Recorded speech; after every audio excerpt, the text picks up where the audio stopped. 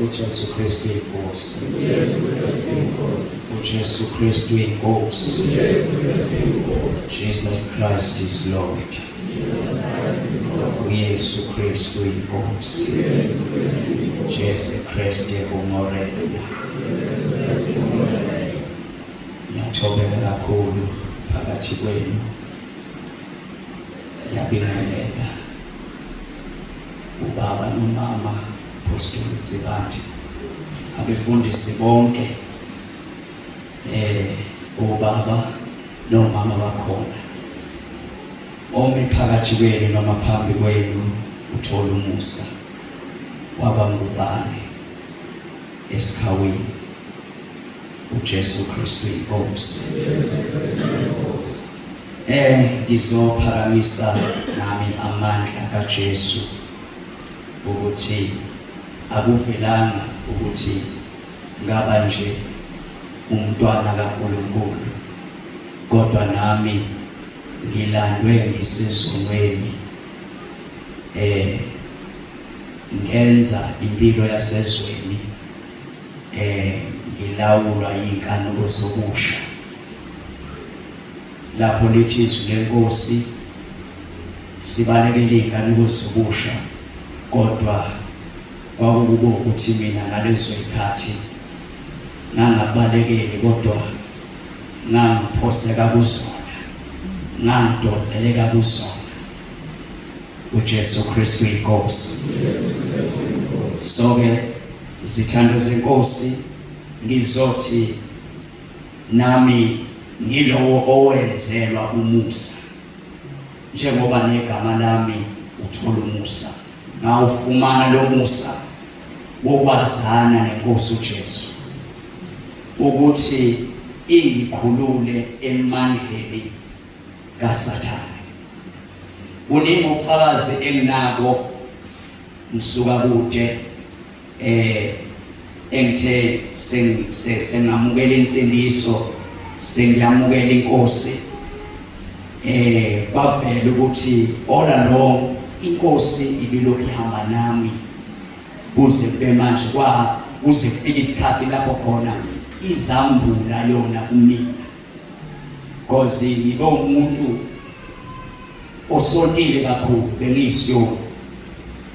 So okuthola ukuthi ngisonta nje ngiye esontweni, kodwa uma ngibuye esontweni bengibuye futhi ngiqhubeke nesono.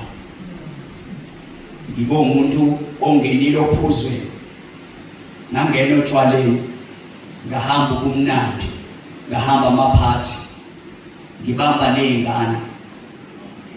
Wafika uJesu wangikhipha, wayikhulula impilo yami. Ngamemukela uJesu, ngazalwa kabusha. uNkulunkulu ngambona esebenze kweyami impilo, ngabuzwa ubumnandi bevangeli efika uNkulunkulu empilweni yami. Mina ke zithando zenkosi, ngisho ukuthi yebo abaningi bebesho ukuthi uma bemukela uJesu bahlathwa yizwi, noma bathi makushumayelwa wathiwa bafuna ukwamukela uJesu abeze ngaphambili. Mina inkosi uJesu yafika ngenye indlela kumina, yayifikela mina yona kathatha.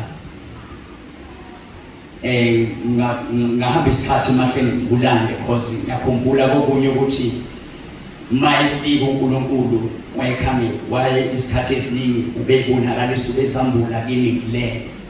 Uthola ukuthi mangiphaphama ngiphaphama ngina lowo moya kaNkulunkulu nami enganga-understand, but kwaba ukuthi kuba nalelizwi ukuthi ngimamukele. Kwaba khona ukuthi lokhu nakanjani insindiso. Ngamamukela ngaleso sikhathi ngivuka ethongweni, kanti uqala kusebenza kaNkulunkulu.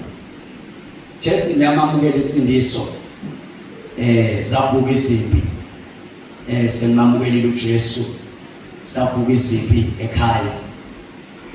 Nganga-understand, ngaze nga-discover lethi sengihlangana nezwi lapho khona izwi kaNkulunkulu ukuthi izitha zomuntu soqala kuyoba amabendlu yakhe. Savuka izimpi kakhulu waxabana nabafowethu, xabana nomama ngenxa yensindiso. Ndafuna ukuyakhona egameni lika Jesu. Okusho ukuthi sengiphelele isikhathi sami.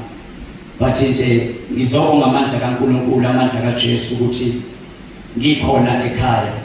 uNkulunkulu uyasibonakalisa ngoba suke kwenzeka wasibonakalisa umnewethu engibona ephusheni yena mina ngikhuleka, kanti yinto exotic mase sibonana ayisho ukuthi uke wavuka nami ngikhuleka, kanti ngalelo langa mase sihlangana ngoba wayekade segoli sengizwa leyo nkululeko phakathi kwami naye ekubeni bakuningi, kanti kwakufakaza ukuthi uNkulunkulu uyasebenza nami emfihlanalweni. uJesu Kristu inkosi.